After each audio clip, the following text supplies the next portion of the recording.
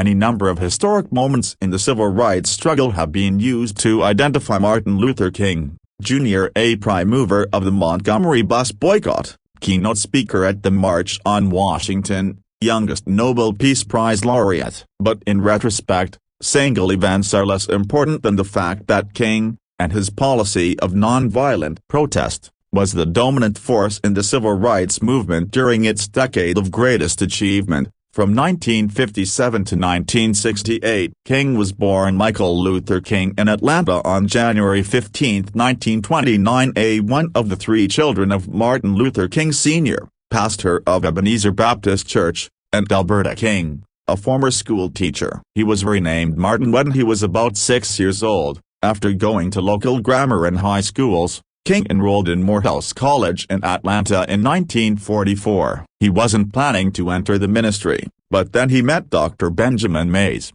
a scholar whose manner and bearing convinced him that a religious career could be intellectually satisfying as well. After receiving his bachelor's degree in 1948, King attended Crosser Theological Seminary in Chester, PA, winning the Plafker Award as the Outstanding Student of the graduating class, and the J.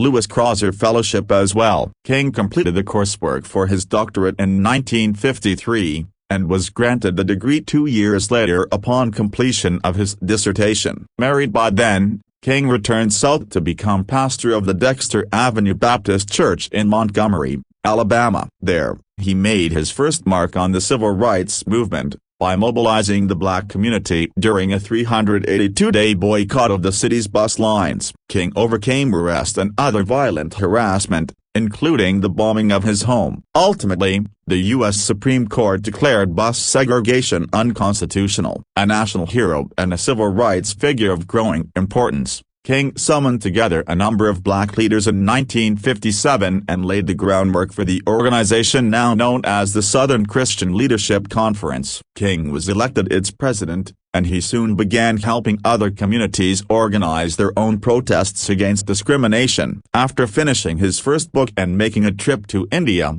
King returned to the United States in 1960 to become co-pastor, with his father, of Ebenezer Baptist Church. 3 years later, King's nonviolent tactics were put to their most severe test in Birmingham, during a mass protest for fair hiring practices and the desegregation of department store facilities. Police brutality used against the marchers dramatized the plight of blacks to the nation at large, with enormous impact. King was arrested, but his voice was not silenced. He wrote a letter from a Birmingham jail to refute his critics. Later that year, King was a principal speaker at the historic March on Washington, where he delivered one of the most passionate addresses of his career. Time magazine designated him as its Person of the Year for 1963. A few months later he was named recipient of the 1964 Nobel Peace Prize. When he returned from Norway, where he had gone to accept the award, King took on new challenges. In Selma,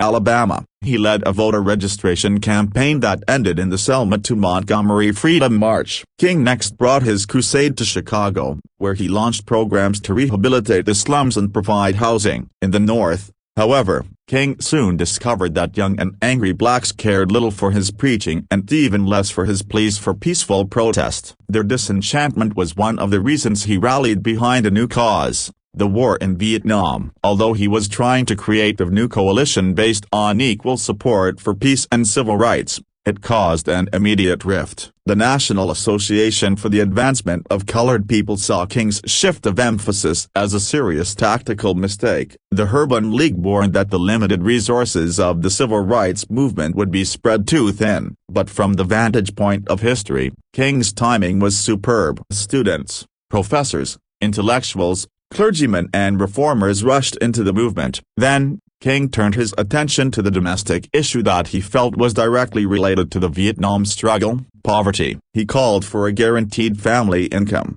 He threatened national boycotts, and he spoke of disrupting entire cities by nonviolent campaigns. With this in mind, he began to plan a massive March of the Poor on Washington, D.C., envisioning a demonstration of such intensity and size that Congress would have to recognize and deal with the huge number of desperate and downtrodden Americans. King interrupted these plans to lend his support to the Memphis sanitation men's strike. He wanted to discourage violence, and he wanted to focus national attention on the plight of the poor, unorganized workers of the city. The men were bargaining for basic union representation and long overdue raises, but he never got back to his poverty plans. Death came for King on April 4, 1968, on the balcony of the black-owned Lorraine Hotel just off Beale Street in Memphis. While standing outside with Jesse Jackson and Ralph Abernathy, King was shot in the neck by a rifle bullet. His death caused a wave of violence in major cities across the country. However,